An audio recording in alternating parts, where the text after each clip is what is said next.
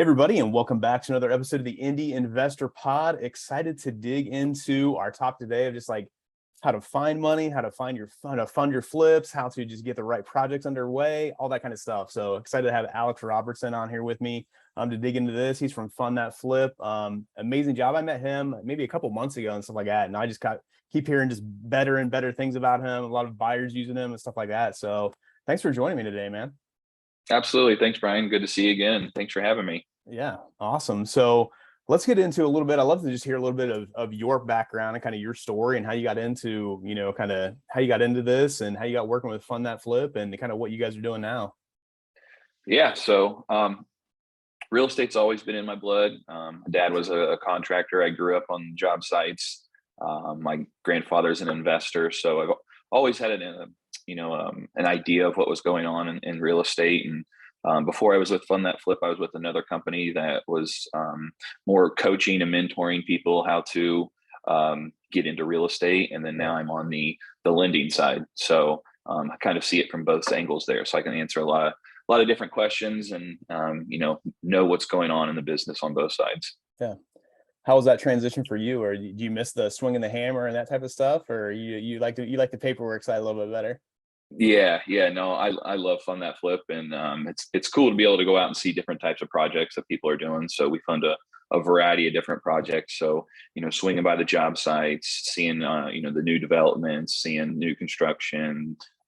Somebody taking a raw house and then flipping it, and then you come back in 3 or 4 months and it doesn't even look the same. So it's very enjoyable doing what I do. Yeah.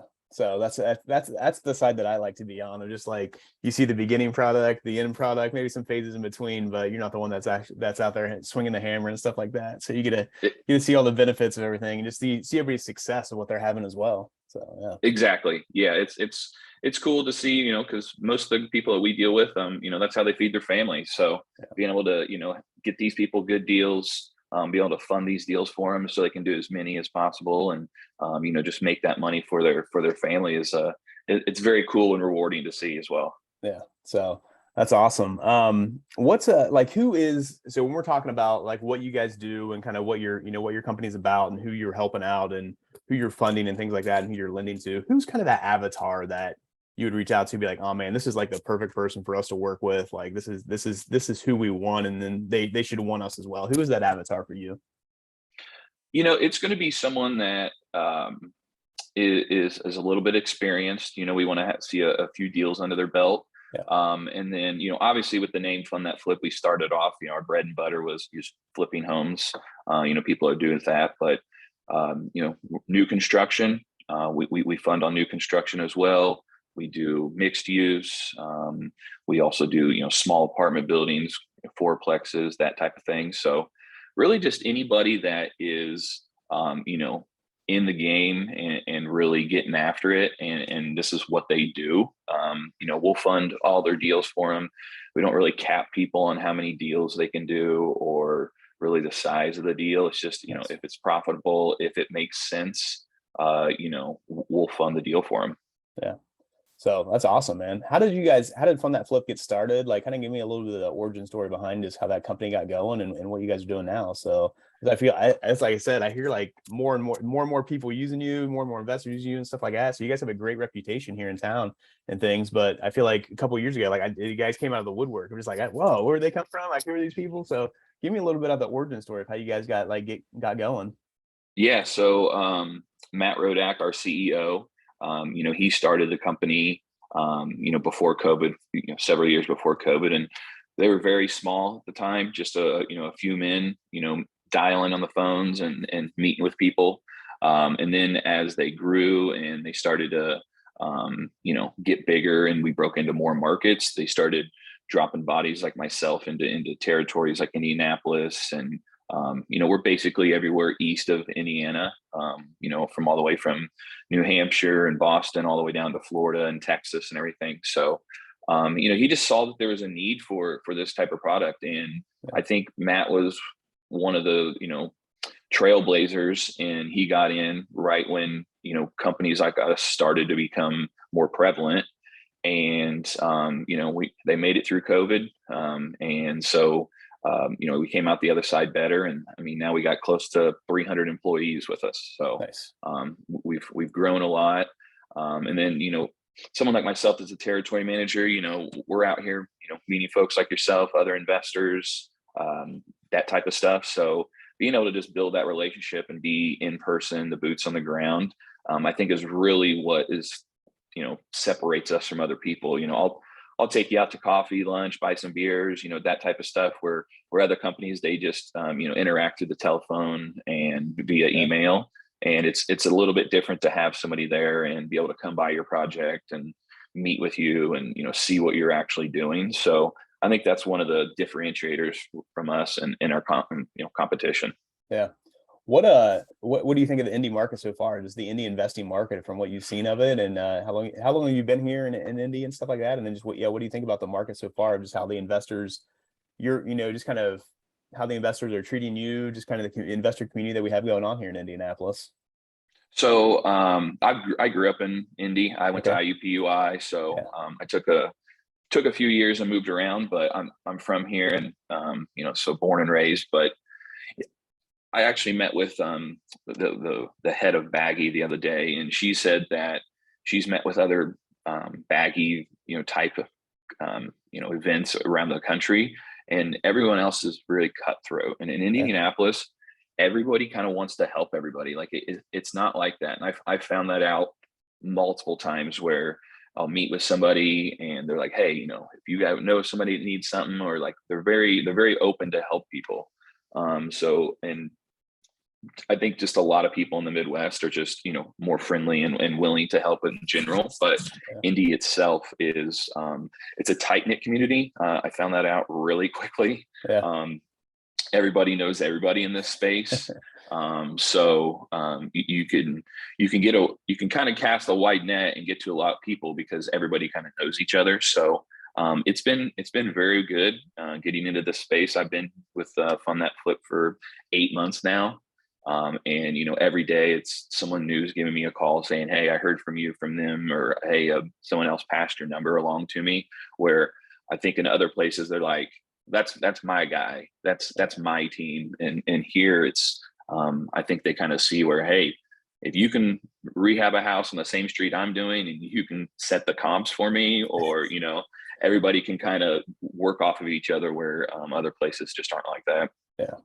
No, that's awesome to hear that. And I'm sure you see that too from like some of the other territory managers and stuff too, of like how it might be different and things versus Indy. And I know it's kind of a common theme. I feel like we hear that, we talk about that all the time here on the Indy Investor Pod, and our guests say that quite often as well. Just like what a tight knit community it is. Everybody knows each other else, but they're also willing to help each other, which is fantastic and stuff. So it's cool to kind of hear that from like even on the lender vendor side of things, that like they kind of see that as well. Especially when they might be working in multiple markets and see how other markets operate and stuff. So really cool. Yeah. It's great. Yeah. I want to go back to one of the things you were saying. You were just talking about your avatar and kind of who you're looking to work with. And you mentioned that you would like to have them have a couple deals under the belt and stuff. I want to go back to that and just like how important that is and kind of why you guys chose that model. Cause I know everybody wants to be that next HGTV star sometimes too. And they want to go out there and try to do that first flip and try to figure things out and stuff. So I love the fact that you guys understand who your client is. You guys understand who your customer is and why you guys are digging into that. So give us a little bit of just kind of understanding, so our listeners out there kind of understand why you maybe don't want to work with that first time flipper, but you want to work with somebody that kind of has done a couple of deals and understand it a little bit. Yeah, I mean, it's nothing that reflects on the people that are doing their first deal, because most of the people that are going to get into it are going to be capable of finishing it. We just want to see that there's a few projects that have been exited over the last couple of years, knowing that you're going to deliver. If I'm giving somebody $300,000, I want to make sure that they're going to be able to get the deal done. They're going to be on time, and they have a little bit of experience doing that beforehand. So it's just one of those things where and also, it's kind of like with anything, if you get somebody that's a little bit greener, it's got to be a little bit more hand holding along the way. So if you have somebody that's done a few or whatever, you can kind of turn them loose once you give them their money, and know that the deal is going to be done. So it's not to say that we wouldn't do a deal with somebody their first time, but we really, really prefer to do something with somebody that's done, 2 or 3, 4 flips Yeah. or new construction, whatever it may be. Yeah. I wanted to come back to that. Now, obviously, wasn't trying to put you on the spot there or anything. And I love how you said too, it's nothing against like any of those investors. Here's what I look at, like looking at it from the business standpoint. I love the fact that you guys have identified who you want to work with. That's when I'm talking to vendors, or I'm talking to lenders, or just talking with other partners, anything. That's one of the things I'm always looking at. That person that's kind of like, oh, we do everything, we lend to everybody, or we'll figure something out. Like that kind of like puts me on, like that sounds great, but that's one of those things that kind of puts me on the, piques my ears up a little bit of like, okay, what do you really do though? Do you know who you want to work with? So I wanted to throw that out there because as listeners out there are starting to look for, hey, who do I use for lending, and who do I want to make sure you're asking those types of questions, like, hey, who are your general customers? Who's your avatar for who you want to work with? Because you want to find somebody that fits where you are and your status and kind of what you're doing and things. So I love the fact that you're doing that too. And then also you guys are set up too. When you get that person that comes in there, like I said, they had a couple of deals under the belts, they know how to exit a deal. You can run with that person. Like you can have that conversation. Like, hey, what are your goals? Like, what do you want to hit? Do you want to do 10 this year? Do you want to do 20 this year? And you guys can be off and running together. So that's really cool, man. Exactly. If you don't mind, can you share a couple like just success stories of just some, if you want to mention my name, you can, you don't have to or anything like that, but just off the top of your head, like what are some success stories of you guys had people come in and like, man, we got this, somebody brought us this deal, brought us this flip. They got into it and really came out really, really awesome on that other side. You got a couple of success stories you can share? Yeah, there's there's plenty of those to go around, but there's a couple that come to mind where we have a gentleman that came to me the other day, and he's like, hey, I need some more money to finish my project. And so we went out, we looked at the project. He'd been already through some of it, so we went through. And one thing we can actually do is if someone's already been into a project or they use their own cash, like we can actually kind of cash you out on what the work you've done completed already, and then still have a construction loan for you to finish it. And so that was a good one. And then I met with another gentleman where it's just him and his wife, and we sat down at a Starbucks and had coffee, and he just told me, he's like, you have no idea how much better I sleep at night knowing that I have my money locked up. Yeah. Because I got you guys. He's like, because I would be laying in bed or driving, and 60% of the time I was worrying about where am I going to get my money. So now he just needs to focus on executing his project. He just needs to worry about finding his next project, because he knows he already has his money locked up. And I thought that was really cool for him to say that's something that a lot of people don't think about is, oh, I'll figure out the money, or I'll figure it out or whatever. And then they worry about it. And I didn't really realize it or think about it until, I met with him. And yeah, it was just really cool to see him say that, I have less stress. Like my life is better knowing that Fund That Flip is there to fund my deals. Yeah.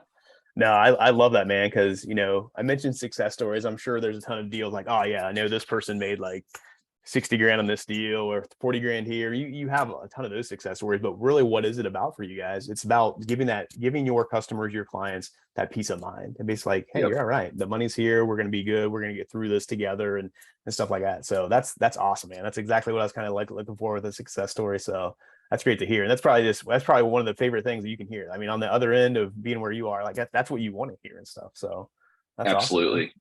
So yeah, it was really cool. Yeah. How about on the other end of maybe not the success stories, but let's talk about maybe some of the mistakes that you see when people are getting into a project or, they get into a deal and things like that. And on paper, everything is looking good, but what are some things that maybe pop up that people don't really think about, people don't realize, that could maybe, kind of make a deal not as successful as they thought?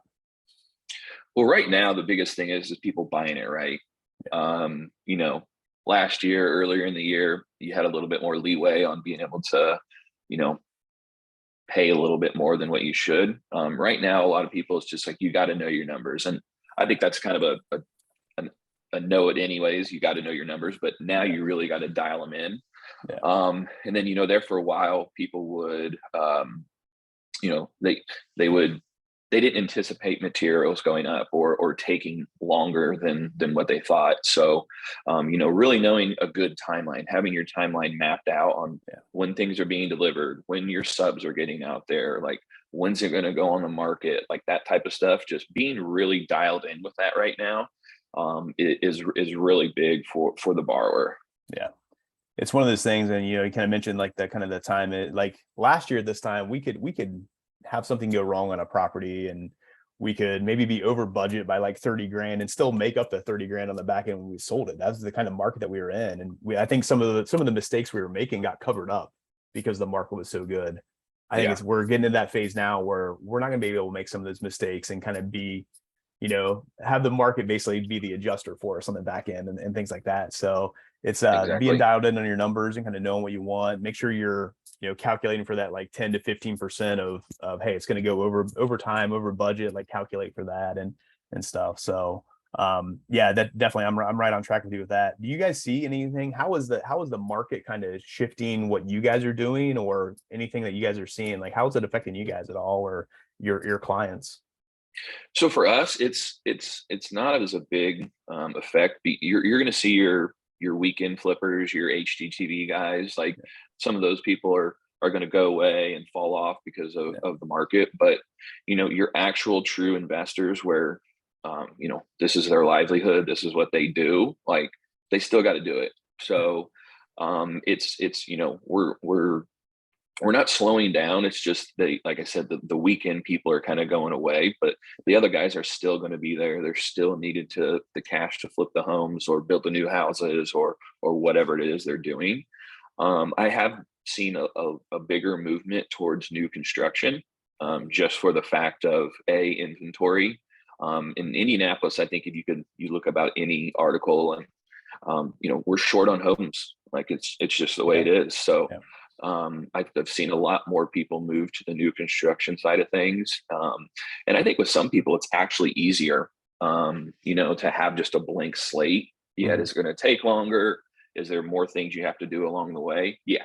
But it's, you don't know what you're getting into when you open up the wall in a house. Right. You just don't. And you buy a house sight unseen. What if it has $60,000 worth of foundation issues or 30,000 or whatever it may be, so there's been definitely a little bit more of a movement towards the new construction side of things. And, we fund it all. So it's really what the investor, what the borrower wants to do and what their area, because some of our people, I have one guy, he doesn't go north of Washington Street downtown. Yeah. He does everything on the south side. And, I have some guys that don't go inside of 465. Yep. So it's really like what that area and what the market and that zip code calls for. So a lot of people just, do a lot of different things. And some people will start with the flips and then they're like, hey, I've got this down. I've done a dozen. I think I've quote unquote seen it all. And then now they move on to something else or bigger, or see a lot of people, they'll buy a home in, Fishers or something like that. And then they'll actually add on to it, increase the square footage and make it a bigger home while they're redoing it. So it's actually kind of a blend of both. So Indy's strong. Indy's really strong right now. Yeah. 100%. And I love the fact that you threw that in there too, because it is the truth. Like Indy is still in need of housing. Like there's still a need here. So I mentioned this on last week's podcast. I'm going to mention it again. Make sure if you guys are an investor out there, focus on the news, not the noise. There's a lot of noise that's going out there on social media, on the news itself even too, but focus on what the true stuff is of what you're seeing from what, when you talk to Alex and you're listening to what he's doing and what his clients are doing and things like that. Focus on that kind of stuff of like what actual investors are out there, what they're seeing, what the market is actually showing, not just what's out there on social media and what's on the news and things like that. So that we call that the noise. Focus on the actual stuff that is going on and stuff. So I love the fact that you even just mentioned that, because that's where Indy is at right now. We're still in need of houses and things. So they still houses. Some of these older houses still need to be flipped in some of these neighborhoods. We need the new construction and things like that. So we're moving into a point where rentals are like, it's actually cheaper to rent right now than, own. And that hasn't been that way in a long time. So we have an interesting shift going on. Part of that is because we don't have the houses that we need in some of these markets and stuff. And Indy falls into that category. So Yeah, really, really interesting stuff there. I love to when you're looking at, kind of the new construction versus the flip of somebody that's maybe making that adjustment. I'm sure you've seen it on both sides. That person that maybe has flipped a couple properties and they're like, hey, I'm going to take on new construction. Any tips for that person on kind of taking on that new type of project, of if they're maybe is that kind of their first time doing that or anything? My biggest thing is get all your ducks in a row. Because you have to get your permits, you have to get all this more, there's a lot more that goes into it than just buying a piece of land and sending out a bulldozer or backhoe out there to start working on it. Yeah. So you got to get your permitting in place, you got to get your plans approved, you got to go to an architect, like where you some of it's flipping a home, they may just come in and with a piece of paper and sketch it themselves. Like it's a different ball game for sure when you get into new construction. And like I said, there's several more steps that you need to do, but like I said, some of our guys really like it because it is a blank slate and you're not having to take two steps forward and one step back and go back and forth when you do a flip. And but yeah, keep all your ducks in a row, speak with people, like network with these people that have done it before. Vet your contractors and your subs. I can't stress that enough. If you're getting into something that's a little uncharted waters, make sure that you got referrals from people, or you've looked them up and went through their stuff, because the last thing you want to do is to get halfway through a build and now you're behind the eight ball looking for somebody else to finish it. So make sure you just have everything all nice and buttoned up, so that when you do hit the gas and you're ready to go, you can just keep going until the very end. Yeah, love it. So I know you kind of mentioned that before with a flip too, or a new build or whatever, having that process all laid out kind of and like, okay, where are your checkpoints and where do you have to have certain things, all right, are we behind time, early time? But that's the way I am. That's the way my mind works. I love to have everything all lined out on paper, like in a kind of a nice, neat process of like, hey, here's what the whole thing is going to be, and then break it down into chunks and stuff. But get that stuff taken care of on the front end is huge with that. So yeah, and we actually have a part of our company. It's called Flipper Force. nice. And it is a software that actually will do that for you. So you go in, you put in all the stuff that you need to, and it will actually keep you on track and, hold you accountable for dates and when you're supposed to call someone. And like, it's a whole software that is meant to keep you on track and to do all of that for you, so that, because if you're doing two or three, or you got another job or whatever it is, some things are going to slip through the cracks. So Yeah. we actually have a software that will keep you on track and hit you with certain dates when you're supposed to do things like that. We found a lot of success from our borrowers that use that. They love it, and it's Heck worked yeah. out well for everybody. Yeah, that's awesome, man. Project management tool right there. That's fantastic. So Yeah. good stuff. Alex, if somebody is like, when somebody is wants to, they're getting into a project, they've done some flips and things like that, and they want to come to somebody like you, what are some things that an investor can do to basically have their ducks in a row to be ready and basically make it a little bit easier on your side? I'm sure you get people that come in and they, you go out for coffee with somebody, they talk to you, then all of a sudden they'll turn in paperwork like next week, and they forget about something for a couple more weeks and turn it in. But what can an investor do to be prepared to come sit down in a meeting with you and be ready to go on their next project pretty quickly? Yeah, having the purchase agreement, showing that you are purchasing it, or have purchased it, knowing that it's going to be in that. We lend to LLCs only, so Okay. making sure that someone has an LLC set up or is in the process of doing that. When you see the EIN number, that type of stuff. A scope of work. To get started, you can give me hey, it's going to be $60,000, but I'm going to need to see a detailed scope of work, line itemed on where the money's going. So having that ready. Well, you Then don't want to also, take somebody's word for it, like, it's probably gonna be about 75 grand. exactly, yeah. So just having all that stuff nice and neat, and then we'll do like just a soft dive into the background. Make sure there's no red flags and stuff like that. We're not going to go through your criminal history and all that type of stuff, but just make sure that there's no mortgage fraud or anything like that in the past. But other than that, like we're really simple to work with. It's we need to see a few things. Check the numbers. We do an internal evaluation on the property too. So people say their house is worth 350. We just double check that to make sure. Yeah. And then, we lend off of, the ARV for things. So, having all of that just kind of accessible. My biggest thing is when I send you a list of stuff, like, just get it to me. You know what I mean? Like, the faster you do that, the faster we can close, the faster you can get into the property, that type of stuff. If you don't have a title company, we work well with a few of them. You're more than welcome to choose your own title company as well. But just having all the necessary items that are deal specific ready at the beginning. I can pick up those other documents over the next few days or after we meet, but having the exact deal specific documents at the beginning, that's the biggest thing for me to be able to look at the deal. Nice. So love it, man. All right. Before I get you out of here, I want to give you a chance to kind of brag about your company, what you guys do.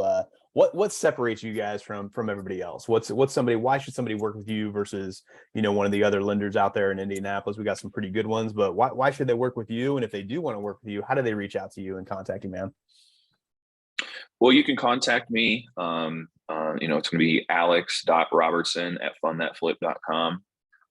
Shoot me an email, let me know. Like I said, I'll buy you a cup of coffee, lunch, something like that. But what really sets us apart from others is our scalability and execution.